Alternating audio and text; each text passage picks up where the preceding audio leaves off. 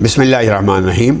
جی تو میں یہ عرض کر رہا تھا کہ یہاں 3 واقعے اس انداز کے بیان کیے گئے ہیں کہ جس کو ہم مذہبی زبان میں معجزات کہتے ہیں۔ معجزے کا مطلب ہی یہ ہوتا ہے کہ انسانی ذہن جو ہے وہ عاجز ہو جائے۔ اب کبھی ایسا ہوا ہے کہ آگ جو ہے وہ جلاتی، اس کی فطرت یہی ہے، اور پانی جو ہے وہ غرق کر دیتا ہے، لیکن فطرت کے بالکل برعکس ہو جائے کہ آگ جو ہے گل گلزار بن جائے؟ ہوا ہے ایسا، اور وہ واقعہ اس انداز کا تھا۔ اس کی تفصیل تو آپ کو کلپس میں مل جائے گی اگلی۔ یہ آیت نمبر 258 میں ہے کہ چونکہ آپ کو معلوم ہے کہ حضرت ابراہیم تو بچپن سے ہی یہ چاہتے تھے کہ اللہ تبارک و تعالی ہی کی عبادت کی جائے، اور وہ اپنے والد آدر سے اس معاملے میں کافی یعنی زبردست اختلاف رکھتے تھے۔ کچھ لوگوں نے آدر کو چچا تک بتا دیا ہے۔ بہرحال کیونکہ آدر جو تھے وہ بت بناتے تھے، تو اس کا لمبا واقعہ ہے جس کی تفصیل واقعات میں آ جائے گی۔ بہرحال تقریباً 2500 سال پہلے نمرود بن کنعان بن حام بابل کا بادشاہ تھا، اور یہ ان 4 بادشاہوں میں سے ایک ہے جنہوں نے تقریباً پوری دنیا پر حکومت کی۔ ایک تو حضرت سلمان علیہ السلام نے کی، ایک ذوالقرنین نے کی، اور ایک نمرود بن کنعان نے کی، اور ایک بخت نظر نے کی، اور ان میں سے 2 اچھے اور 2 جو ہیں وہ ظالم بادشاہ گنوائے گئے ہیں۔ تو بہرحال اس کی تفصیل آپ کو کلپ سے مل جائے گی، اور اتنا میں بتا دوں کہ نمرود سے جب مناظرہ ہوا اور ظاہر ہے نمرود ہار گیا۔ انہوں نے کہا کہ میرا اللہ جو ہے وہ مار بھی دیتا ہے اور زندہ بھی کر دیتا ہے، تو اس نے ایک قیدی کو بلایا جس کو سزائے موت دے رکھی تھی، کہنے اس کو چھوڑ دیا جائے۔ وہ اس بہانے چلو وہ تو چھوٹ ہی گیا، اور ایک عام آدمی کو مار بھی دیا۔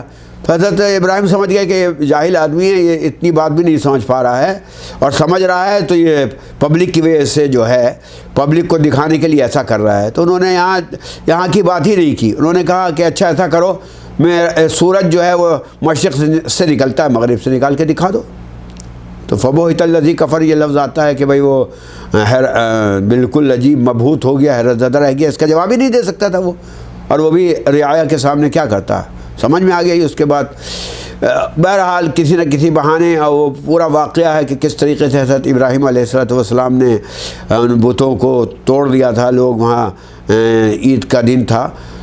بہرحال ایک بہت بڑا گڑھا کھود کر حضرت ابراہیم علیہ السلام کو اس میں ڈال دیا گیا، اور با ارادہ جو ہے وہ حضرت ابراہیم علیہ السلام کو جب ڈالا گیا تو وہ اللہ کے اوپر توکل کیے ہوئے تھے، اور اللہ تبارک و تعالیٰ نے اس آگ کو گلزار بنا دیا۔ قلنا یا نار کونی بردم و سلام علی ابراہیم۔ اللہ نے کیا فرمایا؟ اے آگ جو ہے، اے نار، اے انرجی، تو ٹھنڈی ہو جا، اور صرف ٹھنڈی نہ ہو کہ کبھی معلوم ہو کہ برف بن جائے، سلامن یعنی سلامتی والی بن جائے، آرام سے۔ حضرت ابراہیم علیہ السلام جو ہے اس میں چلے گئے، اور بہرحال یہ واقعہ جو ہے اس پر میں تفصیل سے بتا بھی دوں گا۔ ایک شعر سنا دوں۔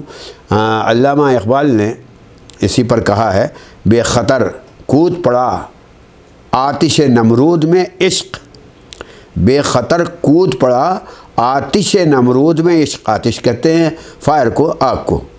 عقل ہے محو تماشائے لب بام ابھی۔ عقل جو ہے وہ سوچتی رہ جاتی ہے کہ یار یہ کیا ہو گیا کہ آگ میں، اگر آپ کے سامنے آگ کا علاوہ رکھا جائے اور کہا جائے کہ اس میں کود جاؤ کسی بھی وجہ سے، تو آدمی نہیں کود سکتا ہے، لیکن کود گیا۔ یہاں تھوڑا سا میں نے یعنی علامہ اقبال مرحوم کی روح جو ہے وہ ظاہر، علامہ اقبال تو بہت اونچی چیز ہیں، میں نے تھوڑا سا ترمیم کر کے یہ جملہ کہا، یہ شعر کہا ہے۔ وسیم جنون عشق تو کیا، جنون عشق تو کیا، علامہ اقبال نے کہا تھا کہ وہ عشق میں کود پڑا۔ جنون عشق تو کیا، خرد کو بھی اقرار ہے، خرد کہتے ہیں عقل کو، خرد کو بھی اقرار ہے، جذبہ بندگی یعنی عبادت کا جو جذبہ ہے، جذبہ بندگی بنا دیتی آتش نمرود کو گلزار۔ تو بہرحال یہ بعث بعد الموت کا فقہی اصطلاح میں کہا جاتا ہے کہ بعث بعد الموت، موت کے بعد اٹھانا۔ یہ ایک واقعہ تو یہ ہوا، اور ایک واقعہ اب ایک اور آ رہا ہے کہ جس میں موت کے بعد پھر زندہ کیسے کیا جاتا ہے۔ تو وہ واقعہ جو ہے اسی آیت کے بعد ہے، اور اس میں کچھ لوگوں نے کہا ہے کہ حضرت یرمیہ ہیں یا کوئی اور حضرت عزیر ہیں، ان کا واقعہ ہے۔ انشاءاللہ اس کی جو کلپس ہے وہ میں آپ کو یعنی واقعاتی کلپس میں تفصیل سے بتا دوں گا۔ اتنا بتا دیا کہ عمومی طور پر وہ حضرت عزیر کے واقعہ بتایا جاتا ہے۔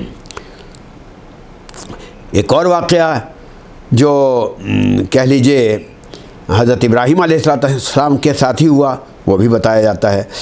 یہ جو پہلا واقعہ حضرت عزیر کا، یہ بخت نصر کی یہ بادشاہت تھی، اس زمانے میں آیا تھا، اور میں نے لکھ بھی دیا ہے، اگر پڑھنا چاہیں گے تو پڑھ بھی لیں گے، لیکن یہ ہے کہ میں اس کی الگ سے بار بار بتا رہا ہوں کہ الگ سے ہم کلپس بنا لیں گے۔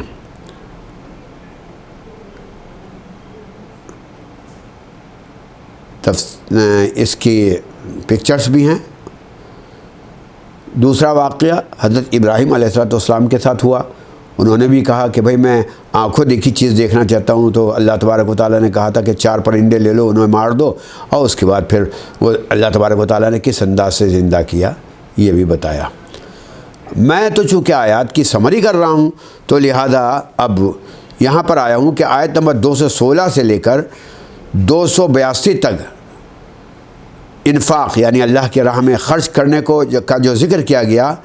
کیوں؟ اس لیے کہ اس کے بغیر یعنی پیسوں کے بغیر معاشرہ سماج سمل نہیں سکتا ہے، وہ دبا ہی رہے گا، اور نہ ہی اس کے ذریعے سے ہم کوئی آپریشن کر سکتے ہیں، جہاد کر سکتے ہیں، جیسا کہ پروگرام عمل میں لایا جا سکتا ہے۔ تو تقریباً 21 آیتوں میں مختلف انداز سے انفاق یعنی اللہ کی راہ میں خرچ کرنے کی تلقین کی گئی۔ اللہ کی راہ میں خرچ کرنے کا مطلب یہ نہیں کہ صرف آپ جہاں آپ تو گھر بیٹھے رہیں، کچھ لوگ آئیں مدرسے کا نام لے کر وہاں آپ بھیج دیں، نہیں، اللہ کی راہ کے جو 8 مد بتائے گئے ہیں ان میں خرچ کرنا ضروری ہے۔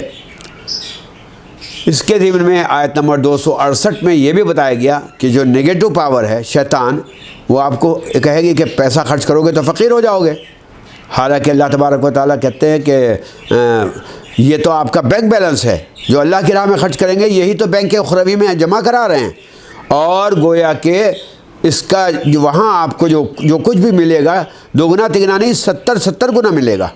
آیت نمبر 274 سے 78 تک میں یہ بھی بتایا گیا کہ سود اور خرید فروخت کا کیا فرق ہے، یعنی انما الربا، یہ کہہ دیا تھا کہ ہاں سود جو ہے سود اور یہ دونوں چیز برابر ہیں، ایسا نہیں ہے۔ ربا جو ہے وہ سود الگ چیز ہے، اور خرید و فروخت جو ہے وہ دوسری چیز ہے۔